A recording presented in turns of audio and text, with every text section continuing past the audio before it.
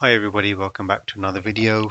We've just got the PlayStation 5 set up now, and what I'm going to do is I've just set everything up ready to power on. So the TV is set to the right HDMI input, so as soon as the PlayStation comes on, hopefully it's going to start what I believe is a one-time presentation, which only presents itself the first time you turn on the console. I'm guessing when you do a factory reset, maybe if there is an option to do such a reset, you will see that option again. But here we are. So we're going to turn it on. I've got the controller here ready to go. Hopefully the controller comes synced out of the box with the console. So when I hit that PlayStation button on the console, this is going to turn on. As you can see, I've got the lights today behind the TV set to a blue color, which kind of resembles the PlayStation's blue hue, I suppose. So in celebration of turning on the PlayStation the first time, I have matched my lighting to the PlayStation's color scheme. So let's see how this goes. So here we go now. I'm going to press the power button in 3, 2, 1, and there we go. So let's see what happens. Is it gonna turn on? No, I'm probably gonna have to go and hit the power button on the console for the very first time. So if you just bear with me, I'm just gonna try and squeeze myself to the corner and just hit the button. There we go. So you can see the PlayStation there, the light glowing away. Oh, here we go.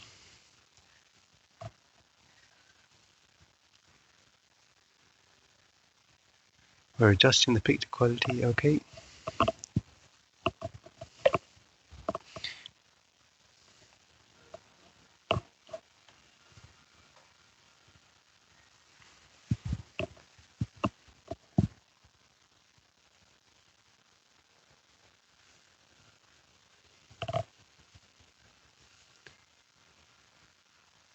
So it's showing a graphic to suggest that the controller needs to be connected to the PlayStation.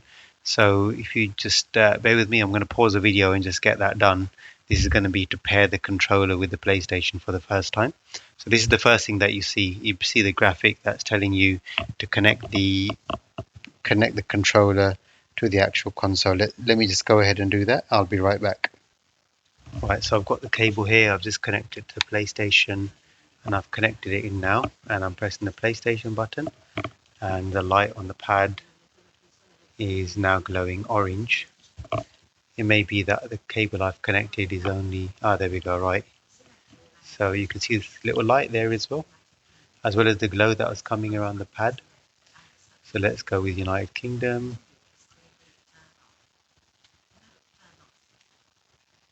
Right, hopefully it's going to enter that one-time presentation. We can set that up later on, so we don't need the internet connection right away.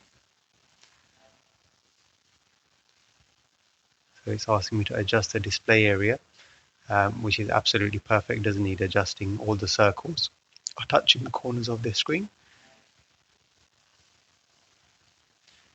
Just HDR. So adjusting the HDR dynamic range setting to optimize the video quality of the game. So let's go through the HDR setup. So this is adjust the setting a second time. Press the up and down buttons to adjust the brightness until the symbol is barely visible, which it is now. So I can leave it as it was. And again, so this is adjusting the contrast of the HDR. If you have a game disc, insert now. So I'm going to just continue without it for now. I have got 2 game discs, but we'll continue without the game disc for now. There we go, just adjusting the contrast of the camera a little bit, so hopefully you can see that picture better, and we'll continue. We are in London time zone, and we want to consume less power. We'll do optimized experience. Let's go to optimized experience. So the differences between these options, I guess, are the low power use consumes less power with some features disabled. It's consuming under 0.5 watts apparently. Doesn't apply updates. They'll download and install when the console is on, and it doesn't charge the controllers. Optimize use always applies the latest updates. Make sure you save your game, as it could close during an update. So that's interesting. So I guess it's saying will auto apply updates, but the console won't probably need to restart. So make sure your games are always saved.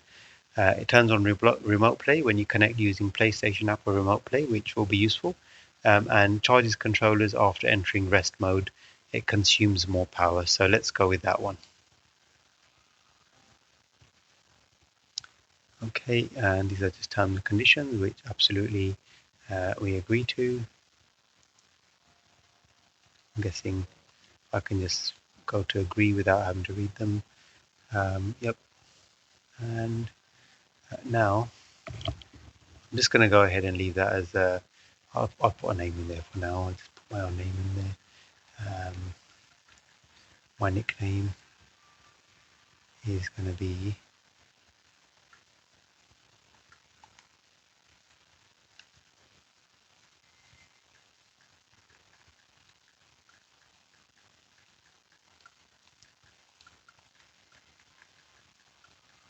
T-Bone.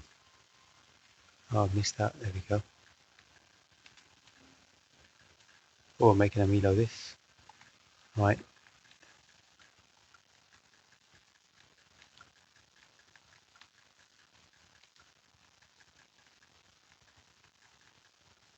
right, we're done. Okay, confirm and continue. Great, okay. Let's go. And here comes the intro.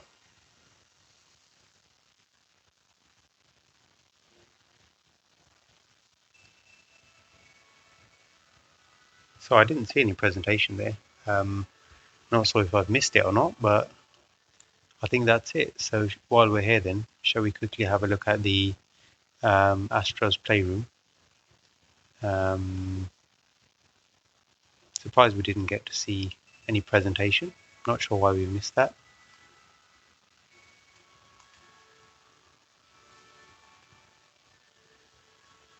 Let's check out Astra's Playroom. So this has just been turned on for the first time. I was expecting to see some sort of a presentation. Not sure why we haven't. Begs the question, has someone turned this on before? Who knows? We just deleted the version of Astra's Playroom. Was not the latest available one.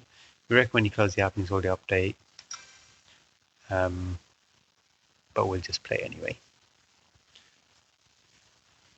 Interesting that it's detected it's not the latest version, but I haven't connected the PlayStation to the internet. So how did it do that?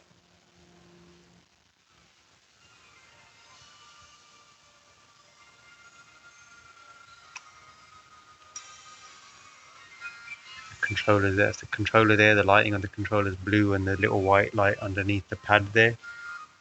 So I think this is to show off the controller really. Not sure how easy it's going to be for me to show you off this vibration is. That was interesting. That was a demo of the vibration of the controller trigger effect. So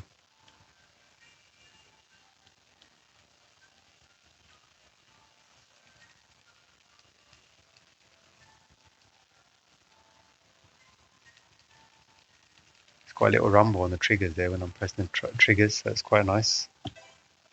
Touchpad. Even there when I'm moving the touchpad, there's a very slight rumble. And the rumble is actually based on the side. So if I'm touching on the left side of the pad, the left of the pad is vibrating. And as I'm touching the right of the pad, the right of the pad is vibrating. Interesting. And motion sensor. It's got a fully functional motion sensor. Nice. And the pad's vibrating while I'm doing this. And the actual vibration is sort of HD rumble, like the Nintendo introduced with the Nintendo Switch. As I'm turning that faster and faster, it's almost like there's a gyro in there. But you can hear that. It's like shaking a gyro. Right, let's go. So there's a microphone. There's a microphone button there.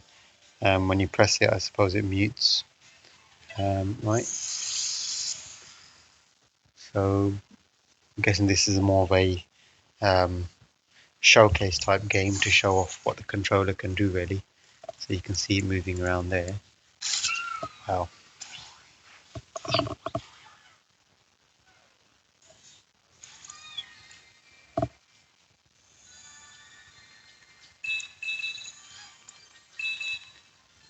The HD rumble is extremely nice.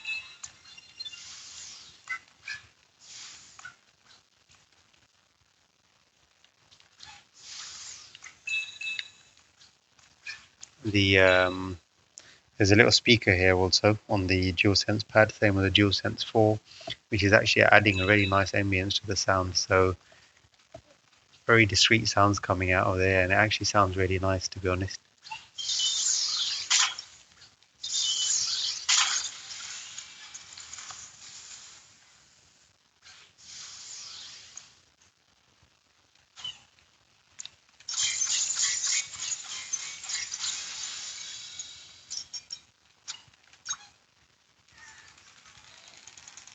You can hear the rumbling in the pad. You can hear the speaker there. I've got the speaker close to the microphone, so you can hear the speaker of the actual joypad. So there's some sort of sound type effects coming from the joypad. Adds a little depth to the sound. It's very nice.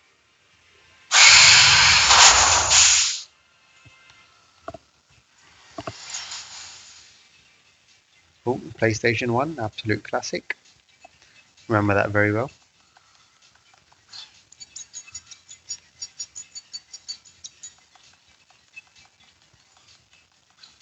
Let's go to the PlayStation 1. Can you hear the walking? When I'm walking, can you hear the microphone? So the speaker on the joypad. When you're walking on the PlayStation logo, you get the metal sound back. Let's go to the PlayStation 1. What happens when I go to the PlayStation? Right, PlayStation Labo.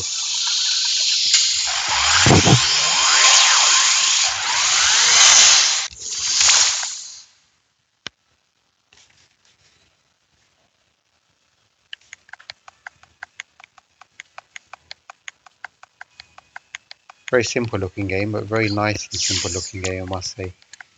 It's got a nice soundtrack to it. Bit of fun, nothing serious here. I think we'll go ahead next, very quickly exit this, and I'll start installing some of the games I bought. So this is interesting. So this has got triggers are dynamic triggers, so they actually feel really stiff right now when I'm pressing them. It's not very easy to press like that, so the game's made them stiff. So they actually, wow, that's very nice. I need to go back into that. It felt really good.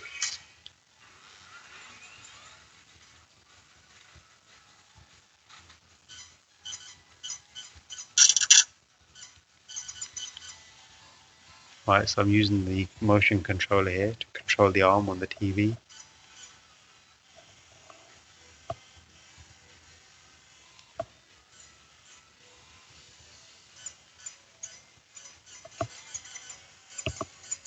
Not sure what I'm supposed to be doing, but to be honest.